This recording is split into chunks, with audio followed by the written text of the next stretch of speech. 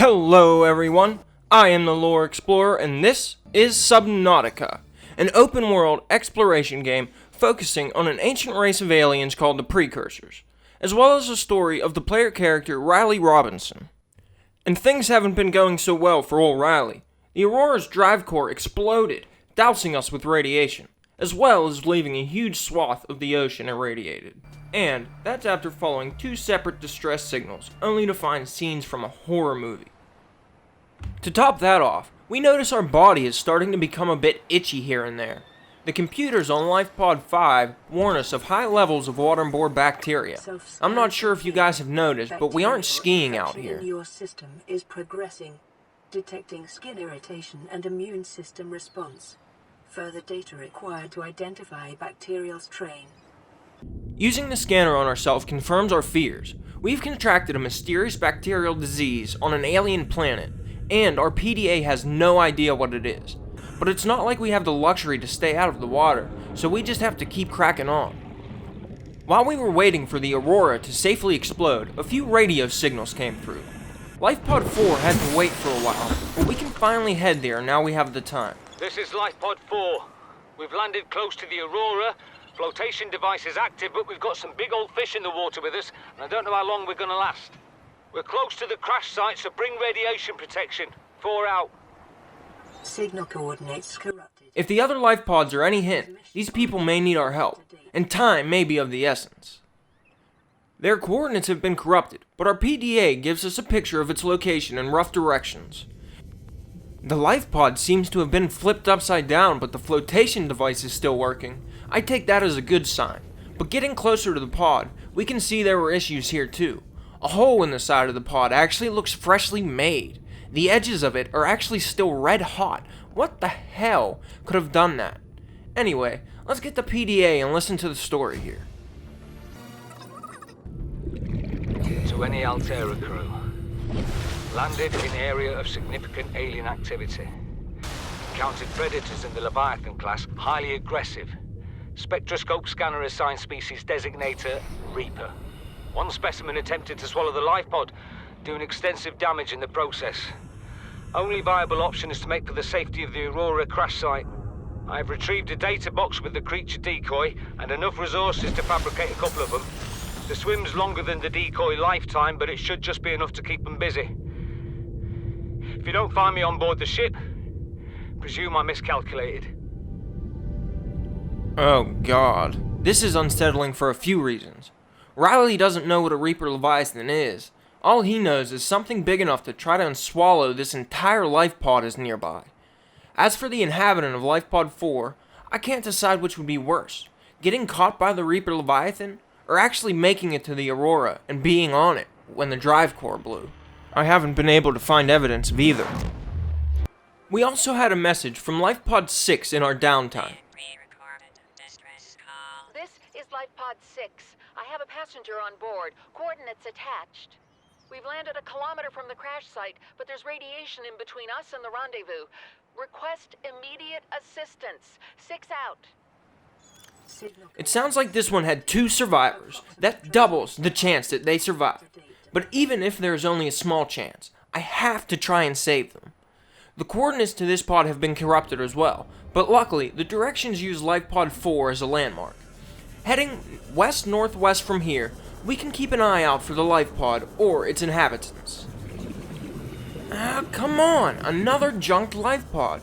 The top hatch has been blown clean off. We find a PDA outside that relays some info. Ma'am, I need you to stay calm. We're not in immediate danger. Where are the rescue teams? The Aurora didn't make it. So, where are the rescue teams? They're dead, ma'am. We have rendezvous coordinates, but the route's irradiated. So, what are you going to do? I'm head of human resources, ma'am. This is not my expertise. But the PDA says if we can find some lead, we can make radiation suits. Out there! I am not setting foot outside this life pod without the proper protection. Don't worry. I'll go. Further inspections tells us the rest. What are you doing? You were gone so long. I thought you drowned. Put the flare down! I was going to try and attract someone's attention. That's not a distress flare! Stop waving it around like that, you'll catch the fuel line! It's sort of strange this woman had no idea what Altera's protocols were, but luckily for her, the HR rep for the Aurora was a brave woman. She ventured out into the irradiated, predatory-filled water for the lead her PDA told her to get. She was lucky enough to find the lead she needed, but before she could turn them into something useful, her survival companion got them both killed. I bet the HR rep would have been a hell of a survival companion. It's a shame that she didn't make it. During our journey home, our PDA notifies us of another radio signal. Great, another message from the ghost of a colleague. As if a crash landing, a giant quantum explosion, an ocean full of predators, and an alien bacterial infection isn't enough. Now I'm being haunted by my friends. Who is it gonna be? Maybe Danby? I'd say his medical skills may help, but my experience with him says he's a bit of a hairhead. If I had to pick, of course it'd be Captain Hollister. They'd know what to do if they actually survive. But let's see. This is Avery Quinn of trading ship Sunbeam. Aurora, do you read? Over? What? Nothing but vacuum. These Altera ships. They run low on engine grease, send an SOS, you offer to help, they don't pick up. Aurora, I'm out on the far side of the system. It's gonna take more than a week to reach your position. Do you still need our assistance? Over. I'll try them again tomorrow. Damn charter's gonna have us blowing our credits running errands for Altera. See what the long-range scans pick up in the meantime. The radio on Escape Pod 5 is only able to broadcast up to 250 kilometers, so we are sort of stuck, hoping Avery diverts his path to come out our way. But for the first time since we landed in this prune-producing planet, we have some hope. While we wait for more broadcasts, we should keep an eye on our infection, and keep tracking down lifepods. I'll be damned if I leave someone to this fate while I fly off in a spaceship. During a good old-fashioned fragment scanning session, we get another radio signal. This is lifepod 7. Coordinates attached. Pod is structurally sound, but the fabricator's bust. Requesting assistance. 7 out. Oh wow, lifepod 7 actually sounds like it has a chance here. With the pod intact, hopefully he can just sit tight and maybe get some fish here and there. You'd think Altera, or Unknown Worlds, would have thought of a frickin' fishing rod. But as the trend goes, we have no such luck. Now this is starting to get fishy. What the hell could have put a hole like this in the side of a lifepod? It's just like the one on lifepod 4. And even after listening to the PDA here, we are still kinda left puzzled. I've tried everything. The analysis circuits on the fabricator are fried. Can barely manufacture the most basic of materials. Want a battery? Here, have a children's toy. Need deep-sea diving equipment? Have some lab tech. Hungry? I'll turn that fruit into dust for you. I'm going forward with trial and error. I hit every button here has got to make something useful eventually. But I'm sure if we just keep exploring, we will unravel the mystery sometime in the future. With the fresh ingredients in hand, we can finally craft a laser cutter. I can't wait to get inside of some of these wrecks. Just as we grab the laser cutter, another radio signal comes through. This is an automated distress signal from lifepod 12. Coordinates attached. Warning, lifepod has sunk beyond safe diving distance. Do not attempt retrieval without submersible support. Signal. Lifepod 12 has sent us an automatic distress signal, and that can't be a good sign. But the message is telling us that we'll need a submersive vehicle to attempt rescue, so we better start looking and scanning. After breaking into some of these wrecks, we find the blueprints for the mobile vehicle bay and the seamoth scattered around them. So, we can go get to crafting these miracles of Altera. Interestingly, the seamoth uses thrusters to move around, allowing it to function in both space and ocean alike. The power cell included with this thing has the capacity able to get us 10 kilometers on a single charge. But we are able to carry more of them and swap them out freely. With a max depth of 200 meters to start, we should be able to attempt the rescue of Lifepod 12. Or more likely, the rescue of the PDA from the dead dude that was inside Lifepod 12. Holy crap! That life pod looks like it's been torn open like a can of tuna. What the hell happened here? I'm not really a doctor. I know that's what my ID says, but I never have been. Cheated the medical exams. What does a doctor these days need to know about manually resetting bones? When was the last time a top surgeon actually cut someone open? That's what the robots are for. Doctors these days read diagnoses off of computer readouts. For that, I'm perfectly qualified.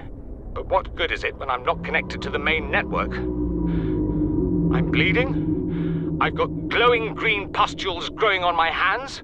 I run a self-scan and it tells me I've got skin irritation. The only thing I studied in medical school was how to lie convincingly. What the hell do I know about how to treat an alien disease? I think I'm actually going to die down here. I knew it! Danby is a hack! But I guess now isn't the time. If I was a gambling man, I'd make a bet Danby ended up getting done in by the ant beetles we see all over the place.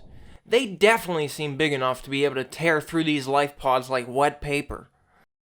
It's tough to keep finding scenes like this, but I have to try to find someone.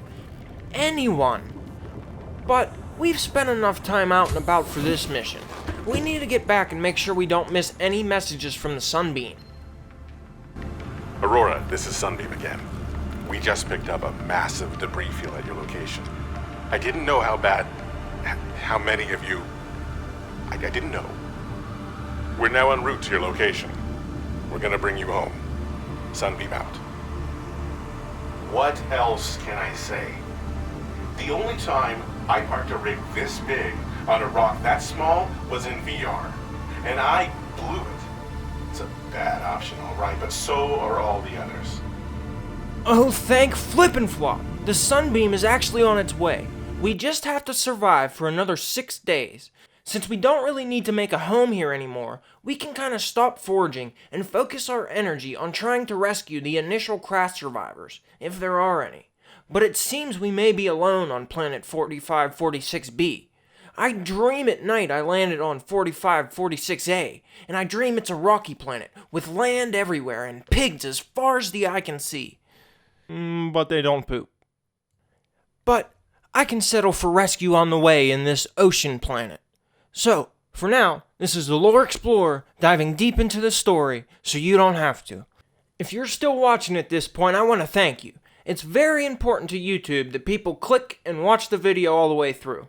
So if you made it this far, you are a legend. And of course, consider leaving a like and subscribing to the Lore Explorer. I hope to see you all in the next video.